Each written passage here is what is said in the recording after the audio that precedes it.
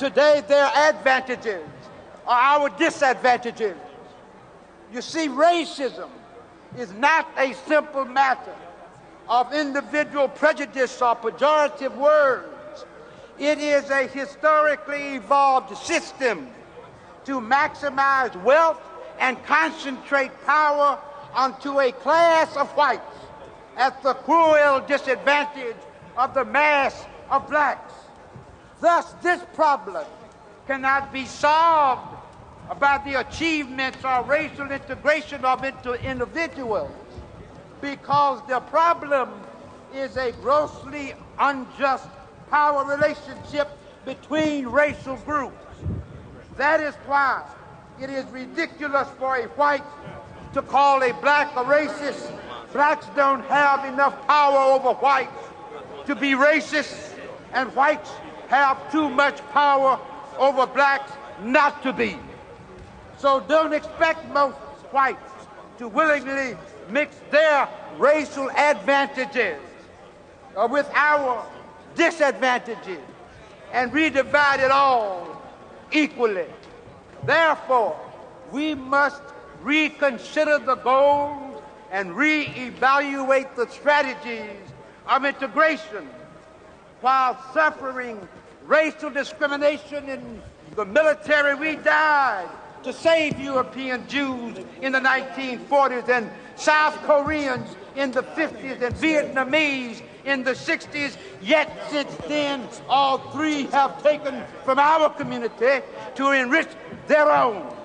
In self-defense, we need to march for self-determination, for in many ways we are an oppressed colony in the most imperialist nation the world has ever known. I thank you.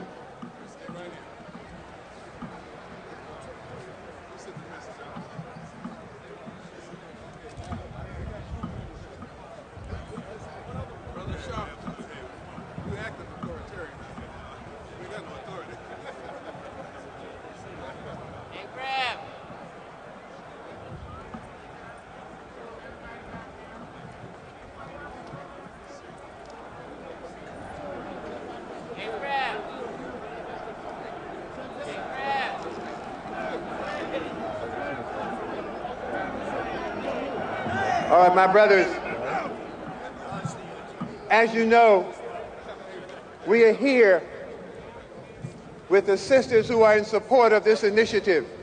This was never an effort to step away from women. It is an effort to step even closer to women. There are women that we want to introduce to you who come as partners, leaders, making their own affirmation to themselves and to our brothers. I want to bring the First Lady of the District of Columbia, Mrs. Cora Masters Barry. Thank you. Hello, black men. Hello, black men. I just want to say to all the sisters out there who are not able to be here, this is the prettiest sight I've ever seen in my whole entire life.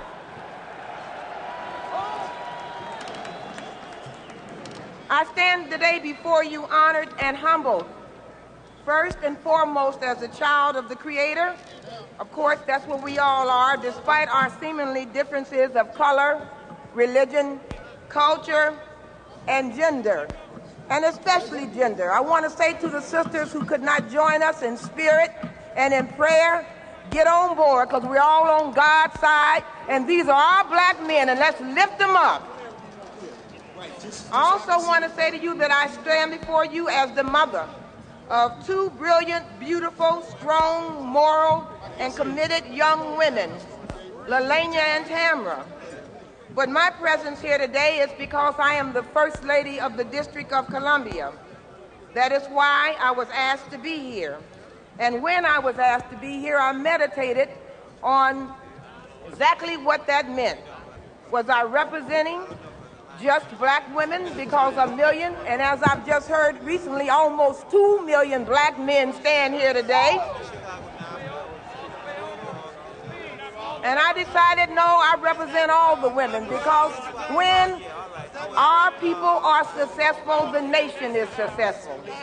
So, you beautiful black brothers reflect the strength of our community, your determination and commitment to clean up your neighborhoods, provide for your families, raise, love, and protect your children, and lift up and respect your women inspires us, and it gives us hope and confidence in the future of our nation. We women need you to be there for us. We are there for you. We pledge to support you. None of us have been perfect.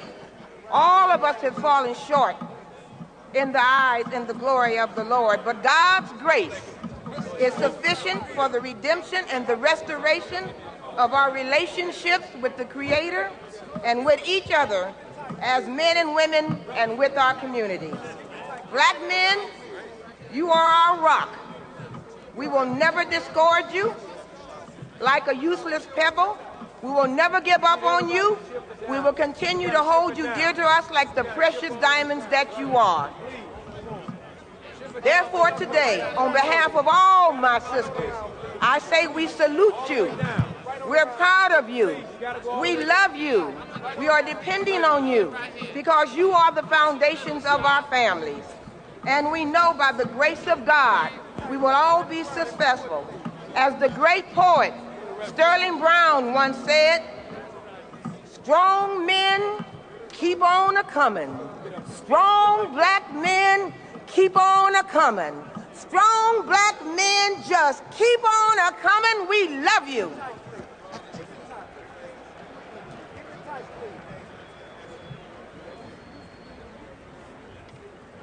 I also have the honor, my brothers, of introducing living legends, women who stand in the spirit of and on the shoulders of our great black women ancestors, such as Sojourner Truth, Harriet Tubman, Mary McLeod Bethune, women who have been in the forefront of the struggle of our people, women whose voices and actions have been a vehicle for positive change in America.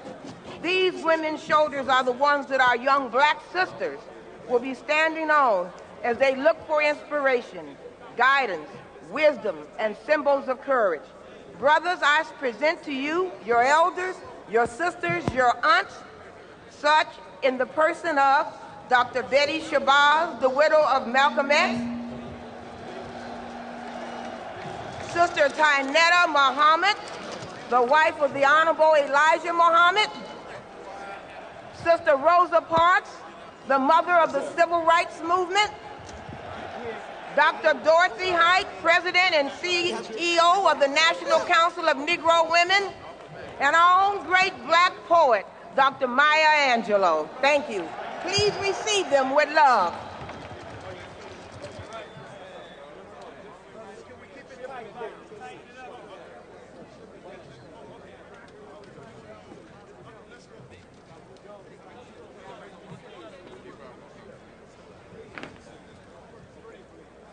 Ready for some more, but we got to be ready for them to come through.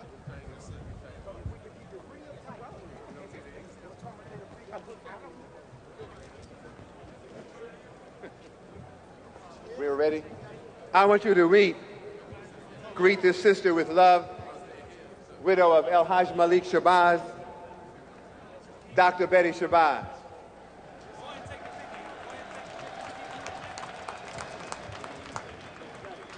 Thank you very much. This can be for many the first step in dealing with the priorities of effective self-determination. We are here to gain the insight and become more accustomed to the distinctive purpose of self-determination. Dealing with the process of self-determination is more than words. Self-determination being committed, responsible, and in charge of one's life, one's family, and one's community of sharing responsibility for the elimination of the crisis that we face. We know that a lot of children are orphaned and a lot of women are widows. We know that women represent 70% of the poverty population. We know that women do most of the world's work and they receive less pay and they own less property. So that it is extremely important today that the men are here and committed to themselves, their women, and their children. As a widow and a single parent myself, I am sure that there are a great number of women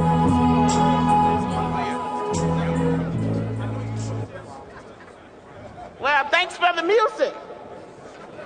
There are a great number of women who welcome your attendance here today. This is a journey for a lot. This is a pilgrimage based on factual experience that we have experienced, the archival documentation, the situation and circumstances that we have faced for nearly 500 years. It is extremely important then that we understand that this journey, this pilgrimage, will require that we examine our purpose, our goals, and our strength, and develop a value system to a higher standard with a commitment and responsibleness to the agenda that improves the quality of life. We are voters. We represent constituencies across America. We understand that America is a great country. We know that ability, that additionally that our ancestors' free labor helped make it a rich and great country. So that we support the growth and development of black men. We support the growth and development of African American men. We support the growth and development of men of African descent. But further, we support the growth and development of men. To make this journey, this pilgrimage to Washington, D.C., to make sure we come to the seat of power where policies are made, and we hope that they are made where men and women deliberate with a racist-free mind, but with the equality and balance that will eliminate crisis.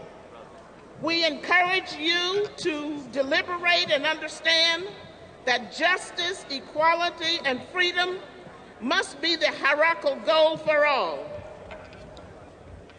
It is therefore important that we understand that it doesn't matter who came or did not come to this great occasion, that we will attempt to eliminate or escalate the conflict within ourselves and with ourselves and others. We will work to calm these mean streets in America. We will create jobs, eliminate racism and discrimination first among ourselves and others. Therefore, this journey, this pilgrimage designed to heighten our awareness, to inspire, to motivate, to begin now to do what we already know we must do. I am pleased that we have invested, that we are involved with the increased option and opportunities that will multiply in a variety of ways, not just for ourselves, but for our children and our community. May God bless us all.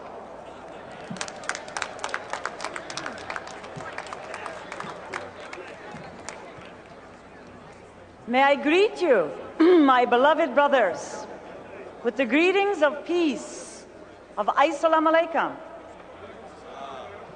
My name is Tynetta Muhammad, and I am the wife of the Honorable Elijah Muhammad, the founder of the Nation of Islam in America.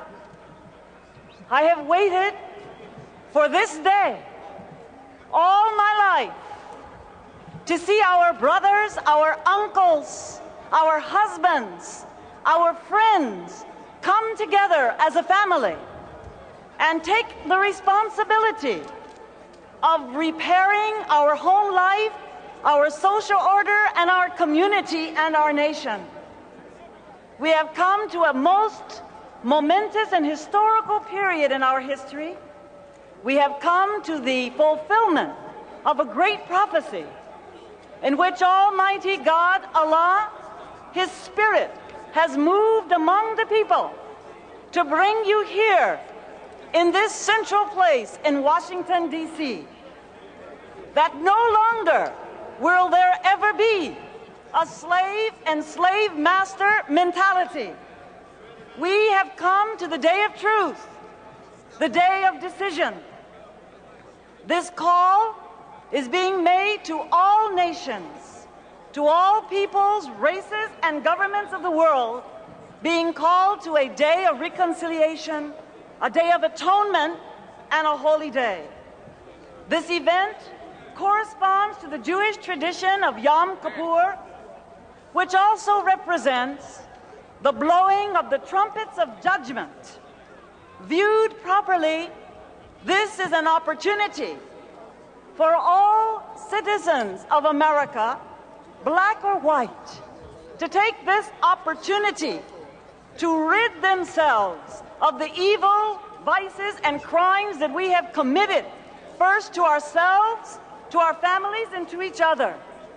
So this call is going out to the Christians, the Muslims, to the Jews, to all members of our society, for we have all deviated from the straight path of God. I wish to take this opportunity to thank personally the Honorable Minister Louis Farrakhan, who had the strength and the courage and the divine guidance to make this call for us all.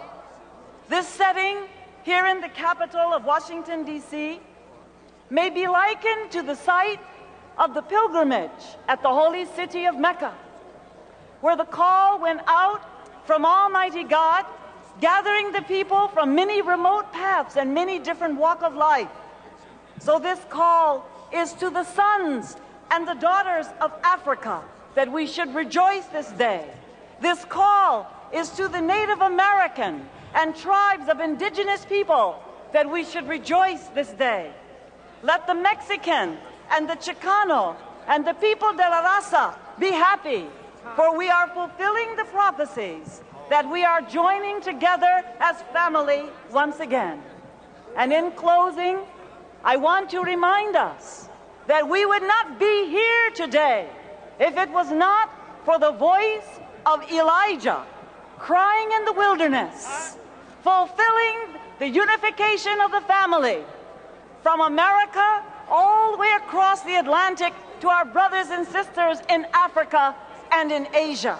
And as we look out upon this reflecting pool, I want us to know that the destiny of America lies in the hands of our ability to reconcile our differences and begin to dialogue for peace, and for unity, and for safety in our communities and our nation. Thank you. I leave you with the greetings of peace.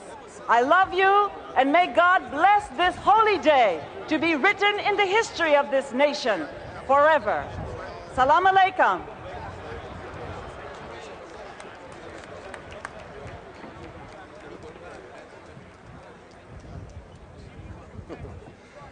We're moving. Y'all all right? I want to introduce you to a woman who became the catalyst for a movement that changed this country. It was the beginning of the civil rights movement when Rosa Parks decided that she would not give up her seat. Would you welcome with love, Rosa Parks?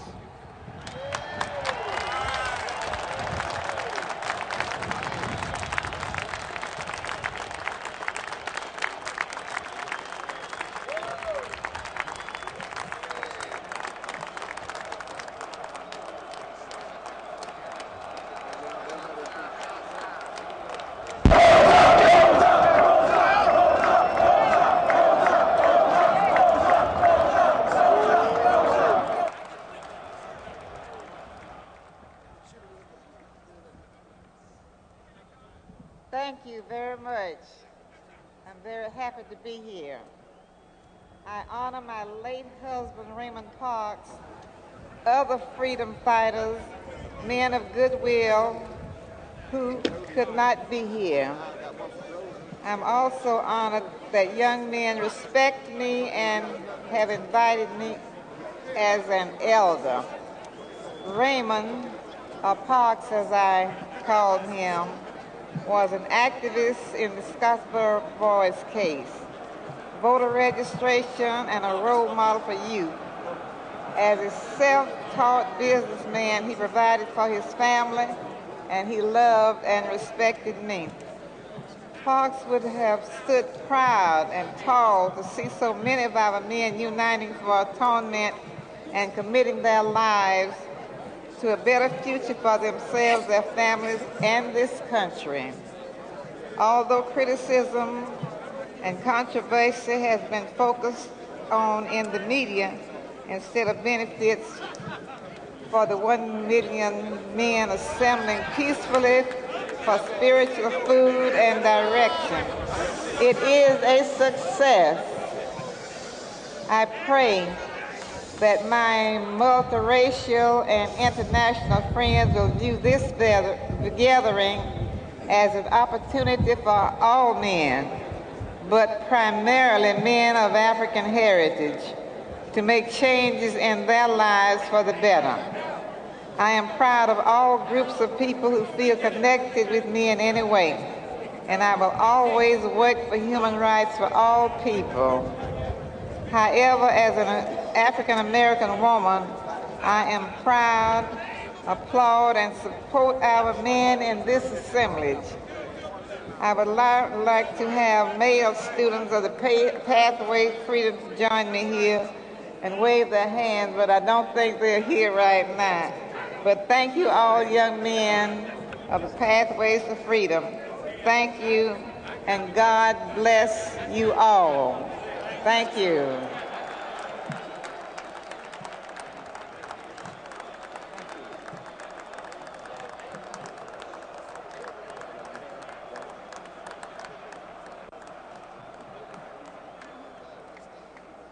Rosa Parks, one of the treasures in our family. I want to introduce you to a woman who is one of the great women of this century, one of the treasures in our family, one of the joys of our lives. If I could introduce you to the leader of the National Council of Negro Women, Dr. Dorothy Height.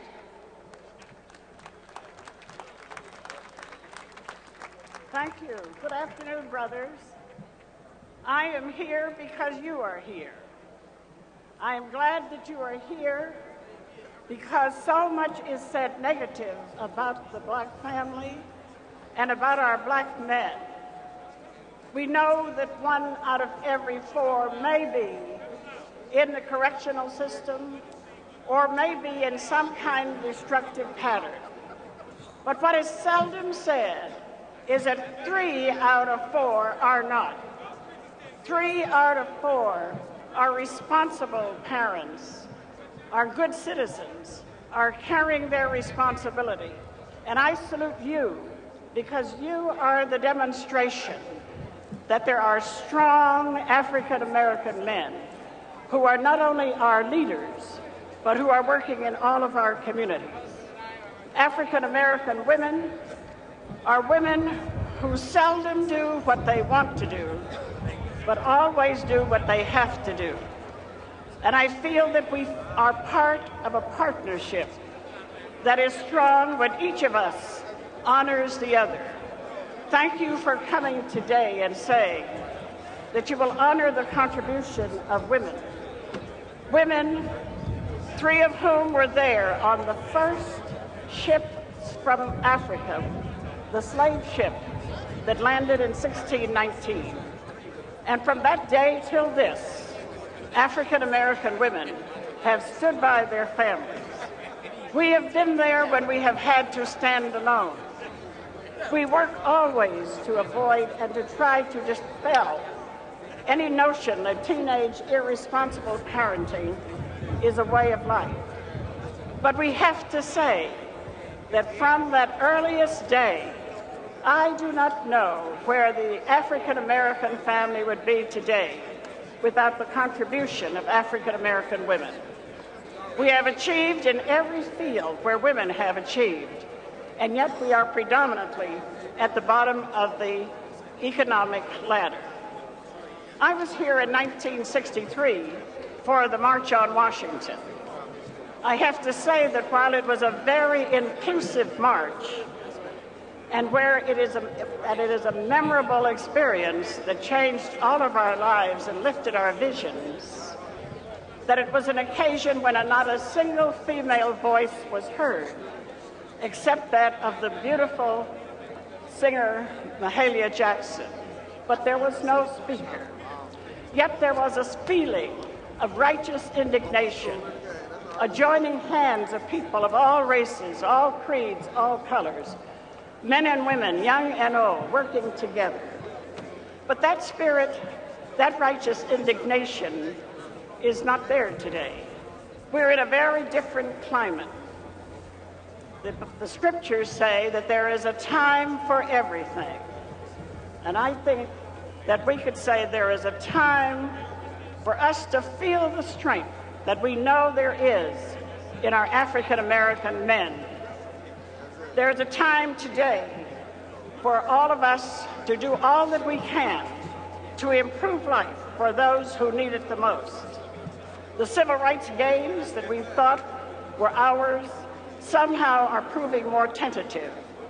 And we find that many of our young men and young women who went to jail singing "We Shall Overcome" have found that they have rights, but they do not have the opportunity nor the economic position from which to pay the check. So today, let me say also that those who have benefited from doors that have been opened through the efforts of persons like that sparked by Rosa Parks somehow have forgotten how those doors got open. And I think the time has come for those who have made it to take the time to help lift the bottom. You today are one in not 1 million, but almost 2 million. And you have a task that is important and that we all wait to see what happens after today. This is the time, as the scriptures say, there is a time for everything. This is a time to reaffirm our traditional family values, our emphasis on self-help, on hard work, on valuing education, on strong kinship ties, and on the extended family and the partnership of men and women. This is a time for all of us to help create in our homes and in our communities violence-free zones so that our children can grow. And while you are here in the nation's capital, this is a time to remember that it's important to press the Congress not to pass and urge the President not to sign any Medicaid or welfare bill that permanently destroys the guaranteed federal safety net for children and the poor, which was put into start 60 years ago. This is a time for us to learn to respect differences, to appreciate them and not fear them, remembering, as we learned in the civil rights movement, that unity does not mean uniformity. This is a time to denounce oppression and hate and hatred. Mary McLeod Bethune, who founded the National Council of Negro Women, was born of slave parents in 1875. And yet, through all her life experience, when she wrote her last will and testament, she opened it with the words, "I leave you loved." And Dr. King reminds us that we live in a world and in a society where we each have to respect each other. And he says to all of us, and I think today, with all the polarization that there is around race and creed and color, that Dr. King's words are helpful to us because he said, the black man needs the white man to free him of his fear, and the white man needs the black man to free him of his guilt. We will either live together in the society or we will all perish together. And so thank you for showing the strength that we know that is there. Thank you for being here. You are strong. Let today make for a new beginning, a beginning with a new spirit to help create communities of equals, communities where men and women share in strong partnership. And let us build on the historic strengths and the traditional values of the African American family to deal with our problems. Brothers, I congratulate you. You're on the right track. You're strong. Keep moving on as strong men, and let nobody, in the essence of that old Negro spirit, don't let nobody turn you around. Thank you.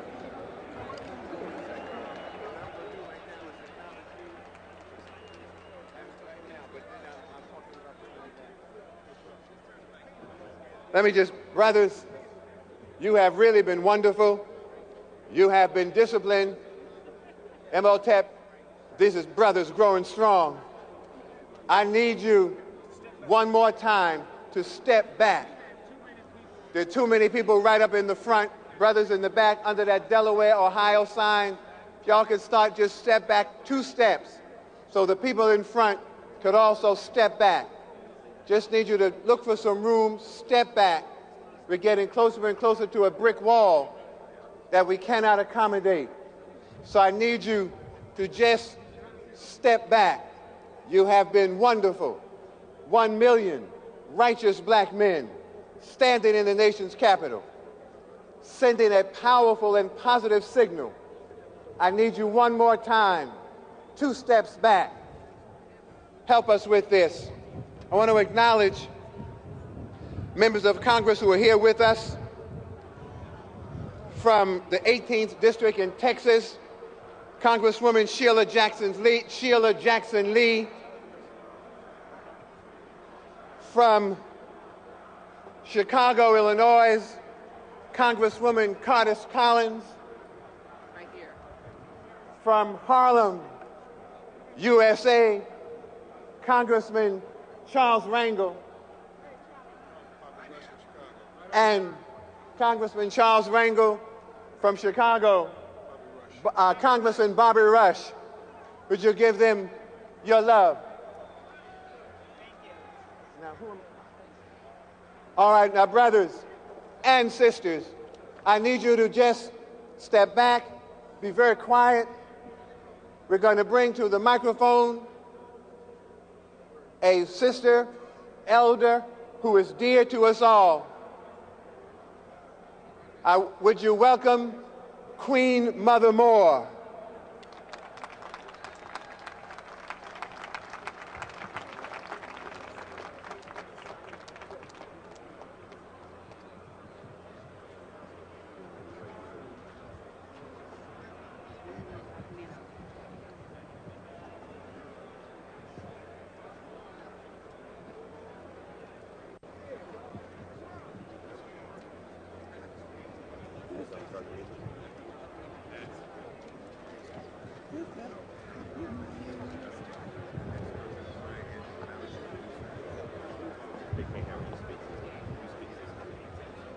My sons and grandsons, I am your mother and your grandmother in the liberation struggle of all African people. I am 97 years old, and I have been in the struggle for all of my people for 75 years. Struggle is my life. I call on you, my sons, to ask of God's forgiveness and the forgiveness of each of you and your brothers. Bond in love for each other and to unify a force that will mend and heal our broken families. I call on you, my sons, to straighten out your backs and stand on your feet with a strong determination to proclaim your rightful place in this world in righteousness and divine order. I was born in a world full of bigotry and hate. a world that caused rape, lynched, and murdered the spirit and body of many black men, women, and children. My sons, I ask that you remember reparations, reparations, reparations. Over 400 million plus Africans died in the Middle Passage. The greatest Holocaust is the African Holocaust. My sons, you must fight for your human rights and your dignity. My sons, I found you and a great one that I love so dear that I find refuge in him, strength and comfort in the loving arms of the black man called the Black Moses, the Honorable Marcus Masai Garvey. My sons, bond together, straighten out your back. Up, you mighty people, you can conquer what you will. Up, you black man, you can conquer what you will. One God, one aim, and one destiny. God bless you, my sons and my grandsons. From your African mother, Queen Mother Moore.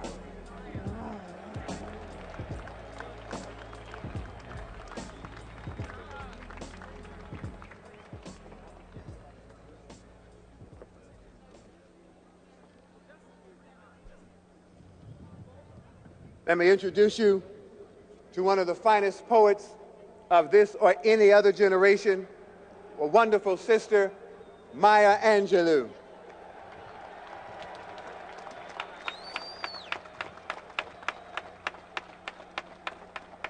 My brothers and sons and grandsons and cousins and nephews, the night has been long. The wound has been deep. The pit has been dark, and the walls have been steep. Under a dead blue sky, on a distant beach, I was dragged by my braids just beyond your reach. Your hands were tied, your mouth was bound, you couldn't even call out my name. You were helpless, and so was I. But unfortunately, throughout history, you worn a badge of shame. I say the night has been long. The wound has been deep. The pit has been dark, and the walls have been steep. But today, voices of old spirit sound speak to us in words profound. Across the years, across the centuries, across the oceans, and across the seas, they say, draw near to one another. Save your race. You have been paid for in a distant place. The old ones remind us that slavery's pains has paid for our freedom again and again. The night has been long. The pit has been deep. The night has been dark, and the walls have been steep. The hells we have lived through and live through still have sharpened our senses and toughened our will. The night has been long. This morning I look through your anguish right down to your soul. I know that with each other we can make ourselves whole. I look through the posture and past your disguise and see your love for family in your big brown eyes. I say, clap hands and let's come together in this meeting ground. I say, clap hands and let's deal with each other with love. I say, clap hands and let us get from the low road of indifference. Clap hands, let us come together and reveal our hearts. Let us come together and revive our spirits. Let us come together and cleanse our souls.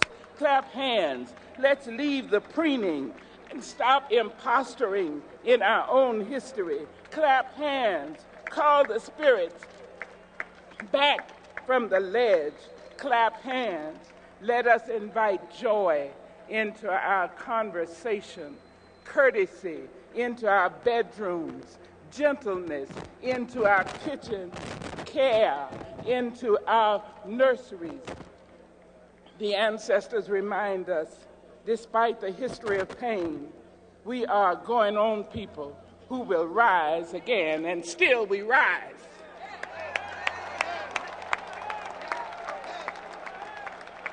Brothers, and let's give it to Sister Maya Angelou, our mother and poet laureate and sister and friend. Give it to her. Thank you, sister. And may God bless you. Brothers, we greet you in the greetings of peace. Assalamu alaikum.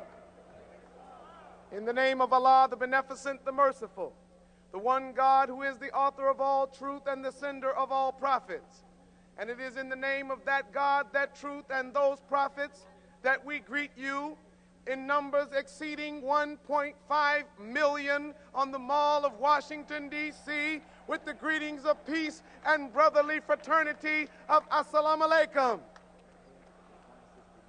Brothers, we ask that you, at this time, accept greetings from all of our brothers and sisters from around the globe. We have been in touch via satellite and telecommunications with brothers and sisters from Africa, and they send their greetings. They're watching you right now on satellite in the South Pacific. They're watching you in the Caribbean. They're watching you in Europe. A black boy in Rome, Italy is turning on his television and looking at you, and you got to wave at your brothers all over the planet and give them a big shout out from Washington, D.C. at the site of the Million Man March. Now, as we prepare to go deeper into our program, and there'll be more about our connection all over the globe, we take this opportunity to present to you a sister who has been essential to the planning and execution of the Million Man March. Are you ready to hear from Farrakhan?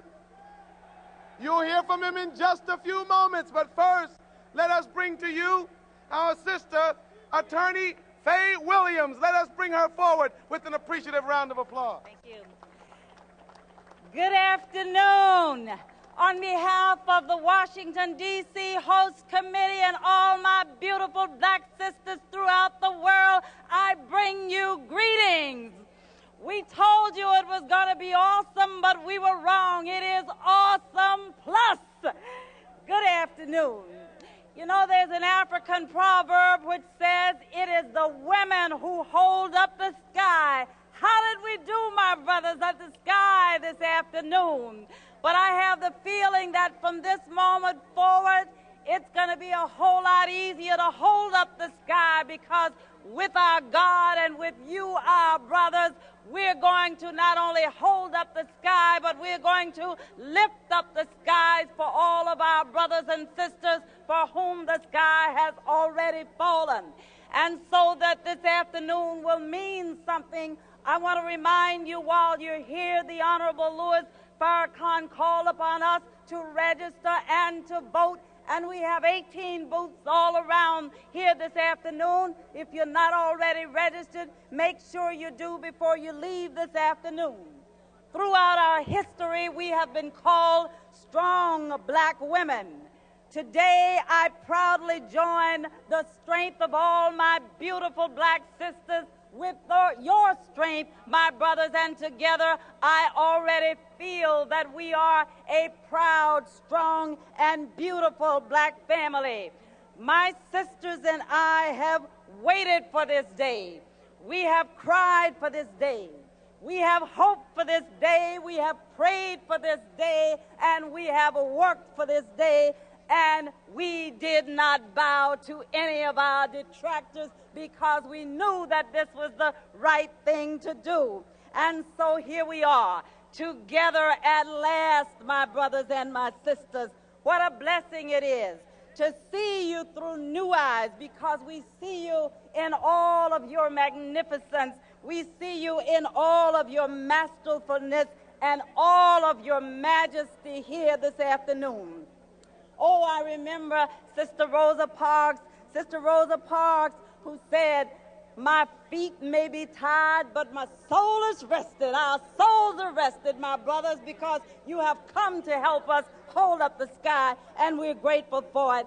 And then we remember Sister Sojourner Truth this evening, who said that, you know, speech making is all right, but there comes a time when we have to do something. And so when we leave here, my brothers, all of the beautiful black women all across this world are ready to help you to do something to empower our people. And from this day forward, black men and black women will work side by side in perfect harmony, lifting up the sky for those for whom the sky has already fallen. And I don't know about you, but I remember our past, and I remember Sister Fannie Lou Hamer, and aren't you glad Fannie Lou was sick and tired of being sick and tired, for she has brought us together this afternoon. And I hope, my brothers, as you stand here this afternoon, you remember the grandmother who cradled you in her arms and told you everything was going to be all right, even when she wasn't sure it was going to be all right.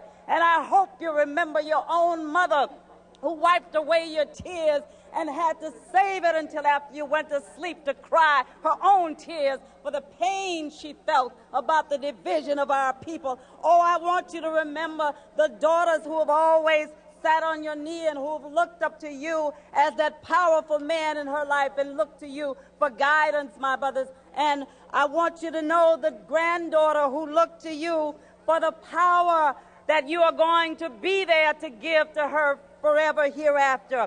And we have a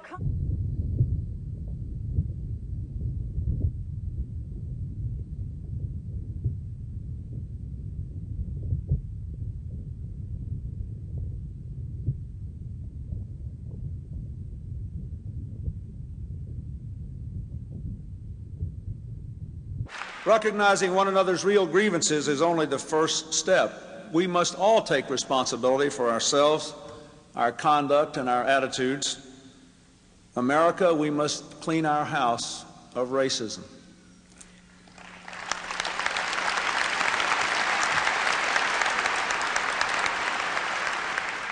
To our white citizens, I say, I know most of you every day do your very best by your own lights to live a life free of discrimination. Nevertheless, too many destructive ideas are gaining currency in our midst. The taped voice of one policeman should fill you with outrage.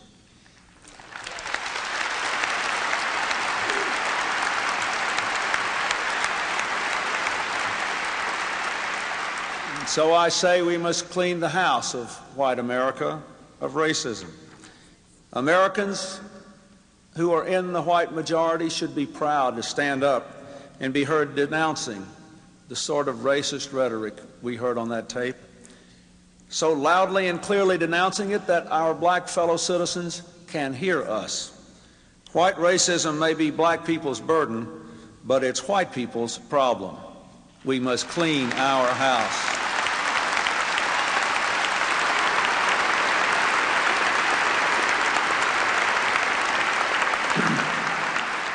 To our black citizens, I honor the presence of hundreds of thousands of men in Washington today, committed to atonement and to personal responsibility, and the commitment of millions of other men and women who are African Americans to this cause. I call upon you to build on this effort to share equally in the promise of America. But to do that, your house too must be cleaned of racism. There are too many today. There are too many today, white and black, on the left and the right, on the street corners and the radio waves, who seek to sow division for their own purposes. To them I say, no more. We must be one.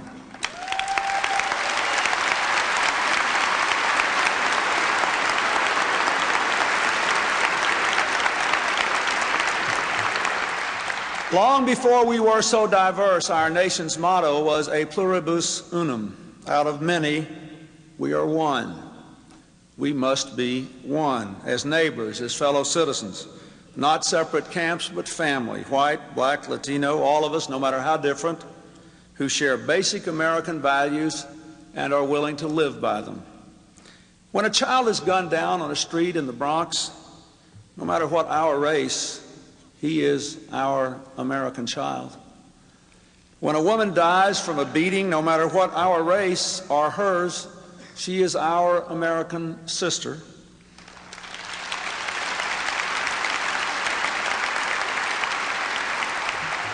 And every time drugs course through the vein of another child, it clouds the future of all our America.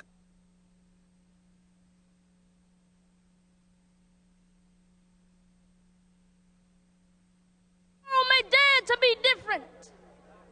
And when you have fought back and regained your pride, when you are stories of your heroism, when you can pass on to your young the tradition of struggle through examples of your having stood up for a better tomorrow, when you take control of our institutions, our media, our schools, when you maximize our economic resources towards our own benefits, when you stop making excuses, when you start standing with our mothers, when you stick it out with your families, when you start mentoring our young, when you start teaching us to be humane, then we can build a new nation of strong people. Your sons and daughters will no longer need to belong to gangs because they do belong. Our youth will no longer be seeking drugs as an escape because they would have outlets in our society to develop themselves.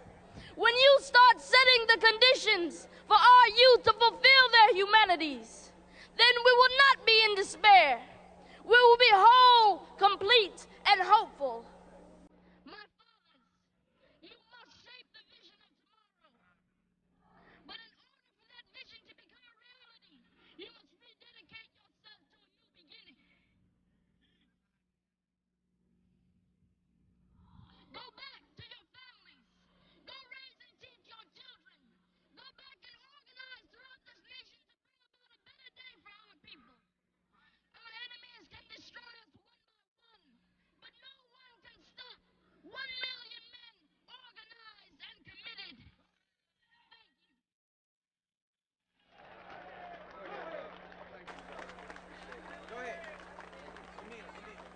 My big brother Allende. And brothers, as you know, as we move the program along, one of the reasons why we are here is to atone to God and to our families for our sins over and misuse of our women and girls. And we know we have a long way to go to reclaim the position of honor that they desire for us in their hearts.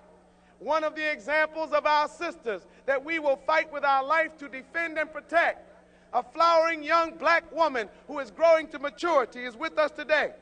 Her name is Sister Tiffany Mayo, and she's a 10-year-old student at Arthur Middleton School in Waldorf, Maryland. She is the daughter of Anthony Pinkins and Michelle Mayo of Washington, D.C. Her grandmother is Sister Claudette Marie Muhammad, the Chief of Protocol to Minister Louis Farrakhan and National Assistant to Reverend Dr. Benjamin Chavis for the Million Man March. Tiffany lives with her Sister Markia and her stepfather, Rodney Whitfield. An A student, Tiffany is a member of her school's student body and the Arthur Middleton School Band. Tiffany will read a writing by Dr. Maya Angelou with words added by the Honorable Louis Farrakhan. Let us receive our little sister, Sister Tiffany, with a round of applause. Welcome her, brothers.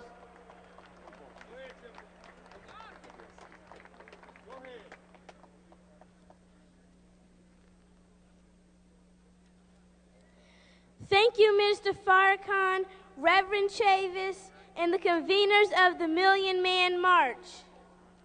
Today I will be sharing a poem with you written by Dr. Maya Angelou and words added by Louis Farrakhan. Thank you for this power march. I know it's all for me.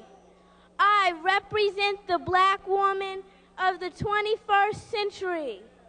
I am Aisha and Keisha, Tamra and Jan, Kenya, Matima, and Rosa Patrice. I'm everyone's daughter and everyone's sister and everyone's friend and everyone's niece. I must count on your clean devotion to me. I am not yet a woman, even if I pretend to be. I am tender enough to curl into the palm of your hand. I need the protection of every black man. I am not yet a woman. I need years to grow. I'm learning fast, but there's a lot I don't know. One day I'll be a doctor in outer space. I'll be a teacher, a lawyer, and full of grace. I'll have the answers to questions which I alone face. And of course, I'll be the mother of my beautiful race. But right now, I'm a girl. Won't you look after me? I am not yet a woman, even if I pretend to be. Save me from abusers, from the murderous crowd. And when I grow up, I will make you proud. I am not the cause of the pain in your life. I am not a stand-in for your girlfriend or your wife. Build me a sanctuary. Don't hunt me like wild game. Treat me like Zechariah did Mary. Protect me from shame. When I grow up and find the man of my choice, I'll produce like Mary, a man of God's divine race. Thank you.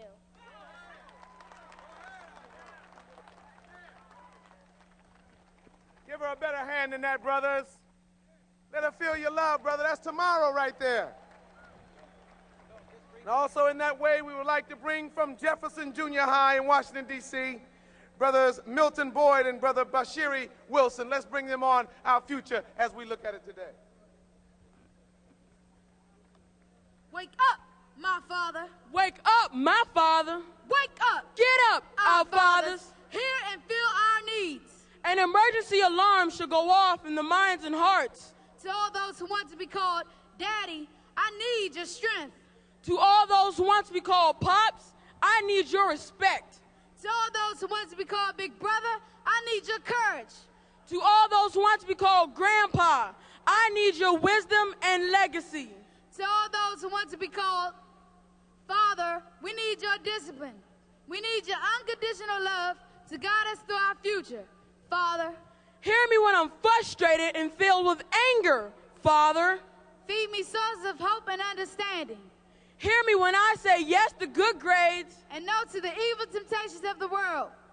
To you, the ones we want to call Daddy, Pops, Big Brother, Grandpa, and friends. Father, teach me, show me the way. So whatever happens on the outside of us should not affect what goes on inside of us. Because my inner child of promised success depends on you, my Father. Come on, brothers, give him a hand. I know it made us think. And now we have a very special treat for all of the brothers around the world. It's a solemn occasion, but one whose joyous center is something we celebrate this day. We bring to you at this time a brother who's no stranger to any of us anywhere on the planet. A man whose cultural contribution ranges all the way from Fingertips Part 2 to Conversation Piece. He's a brother who comes throughout the musical tradition, but always brings us an uplifting word from God in the form of music. Let us welcome our brother, the great Stevie Wonder, to the podium. Bring him on. Bring him, brothers.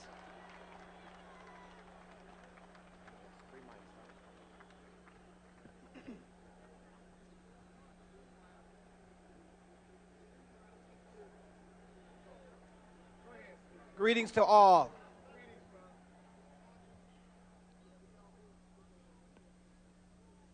I cannot visually see you, but I can see your spirit. And I can feel your presence.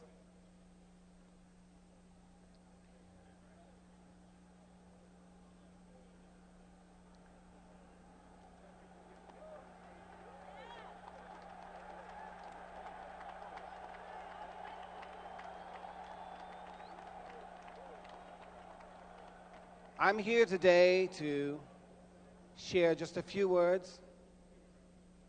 Obviously, it is clear that I'm here for every poor man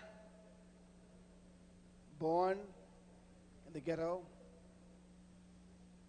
for every middle-class man born in the middle class, and for every rich man, to say that